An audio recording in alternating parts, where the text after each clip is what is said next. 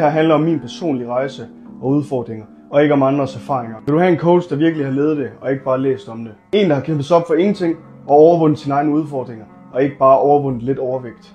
Hvis du vil have den ægte vare, så lyt med her. De fleste har ingen idé om, hvad ægte styrke kræver. Jeg kom ikke her ved at tage den nemme vej. Misbrug, vold i hjemmet og personlige kampe formede mig.